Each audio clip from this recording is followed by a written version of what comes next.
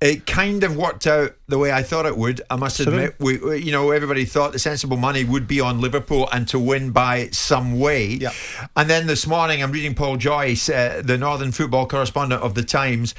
Shower of abuse was aimed at the Everton hierarchy in the director's box by certain supporters. Yeah. So, of course, Evertonians don't like to lose, especially to Liverpool, especially a scoreline like 4-1. Their heaviest Merseyside home defeat in 39 long years. Yep. But is it fair this morning, Simon, for there to be any degree of mutiny in the air? This was Rafa Benítez saying, well, yeah, sure, it's tough, but there is a way out. I think it's always difficult when you lose, and especially if you have a bad run. But the only thing that you can do is trying to see what is going on, right or wrong, and then trying to improve and keep working hard. You will not change things just talking. We will change things working hard and trying to do what a professional has to do. Is what we are doing already. We see the clips, we see the stats, we talk with the players, and we go on the pitch, we train with them, and then try to give them confidence for the next game. If we can win 1 or 2 games, I think we'll be totally different. We'll go to January, and I'm convinced that we will do well in the second part of the league.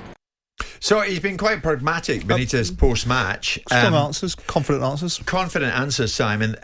But the fact is, it did turn somewhat toxic and a lot of Evertonians very unhappy. So should we expect there to be a fall guy, and should we expect the fall guy to be Rafa Benítez?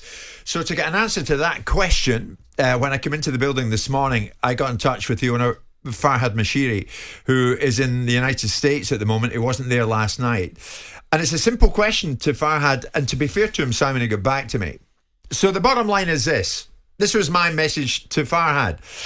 Can you text me a message to the fans, Farhad? Do you still back Rafa this morning? And Farhad Mashiri has replied, yes. Football is about crisis one day and glory the following day. Rafa is a good manager, and underperformance is largely due to the injuries. Next 2 weeks, we will get to a full squad. In the meantime, results will improve. Rafa needs time to have his mark on the squad. He will be supported to add depth to the squad. Managers need time. I have no doubt that we will have a strong second half to the season. Yep. End. Yep. That was that. So what's your take on that, Simon? Do you back him? Yes, I do back him. Yeah, I think that's a fair message. I mean, I do think it's slightly ludicrous that people are shouting, sack the board. I'm not sure what the board consists of and how you're going to sack the owner, because I think it's undeniable whether you like the decisions he's made. And I think that it's strange. Everton are sum of all its parts. It's strange to look at a team that spent this kind of money producing this kind of mediocrity. And it's strange to suggest that a team that spent this kind of money has so little strength and depth that 2 or 3 players coming out make a difference. Against Liverpool, they're going to make a difference. Your best side is going to give you half a chance to be competitive. Your less best side isn't going to compete with Liverpool. Liverpool are by far a better side than Everton. So it's not unexpected that Liverpool will go and give Everton a whacking. They give everybody, most teams are whacking this season, and Everton aren't in good nick. What isn't really acceptable, and I'm not a fan of Benitez's, but I do recognise his calibre as a manager, so he certainly shouldn't be being sacked at this moment in time. And time is right. Farhad will be right. You give people a certain amount of time, you give them enough rope to run with or to hang themselves with. It's entirely up to them and their performance.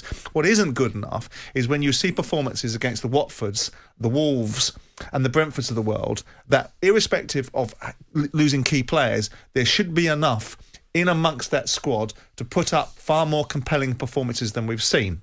But to go to any narrative that sack the board is a reasonable way of thinking, and replace them with whom and with whose money, right? And secondly, to move into the territory of Benitez. Benitez is a soft target. There was always going to be a section of Everton fans. I'm a great admirer of Everton. I've got a lot of friends that are really died-hard Everton fans that want to see their club successful, and I want to see Everton successful. Yeah. And I'm gobsmacked that really and truly Farhad Mashiri has spent the kind of money. I know there's been a lot of incomings as well, but spent the kind of money he has to consistently have mediocrity, because you've had some big-name managers come through the door, and they've not really added anything of any great substance to Everton. That's right, Koeman, Ancelotti. Marcel Brands has to be held accountable for some of the buying policies that have been brought into place, and Farhad Mashiri must be thinking that himself. But Benitez today, now, is not the solution to getting rid of him to be able to fix a problem that both the manager and the owner believe will turn the corner. Yeah. A, when they've got some of their key players back, and I go with that argument to a point, and B, when they might be able to do a bit of strengthening, despite the pressures they've got on FFP, a bit of strengthening around the squad in January. You look at things like the third goal. I look at Andros Townsend and I think to myself, if you cross that ball properly and don't hit the first man, the third goal doesn't happen. And you look at things like that, they're basic fundamental errors that could be easily ironed out. But Everton are not as good a team as Liverpool. Liverpool are a far better side. So but you know, Simon, when things turn somewhat toxic, there is always a fall guy, and we always know what's coming further down the line. It's just that it's not coming yet. But you know there's a fall guy when the owners are getting 1 win in 10. That's fine, and I understand that. And I've laid out a couple of reasons in terms of the games that I think they could have done far better on. And some of the games they've been competitive in as well. So it's just the recent 4 or 5 or 6 games that have been really shocking in, right? Specifically Watford, especially Wolves, when he called for a reaction to the Watford game and it got even worse. So the players themselves, there does need to be a change up in certain departments of that football club.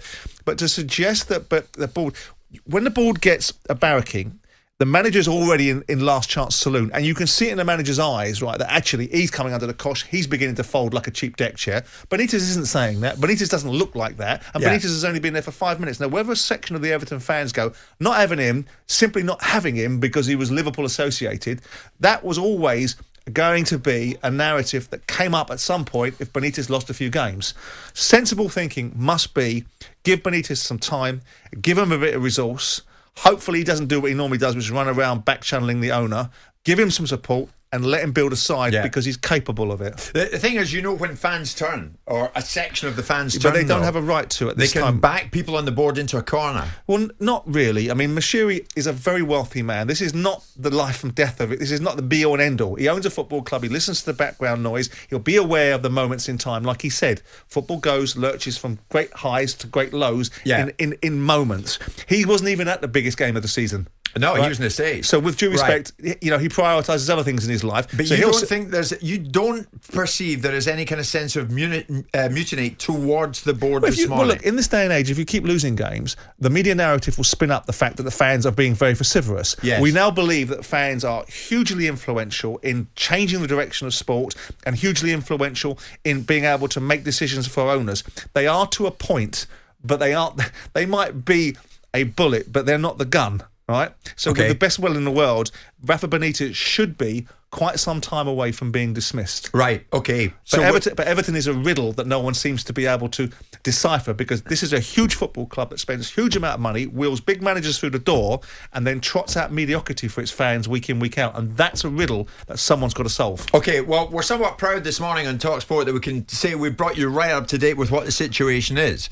So Liverpool beat Everton last night 4-1. Many Evertonians absolutely up in arms and directing their abuse at the board. And might the fall guy be Benítez? Now we know from the man at the top this morning exclusively that no, he backs Benítez and that Benítez is the right man for the job. Jim White and Simon Jordan, Monday to Thursday morning 10 till 1 on AM, on DAB, via the talkSPORT app and on your smart speaker. talkSPORT.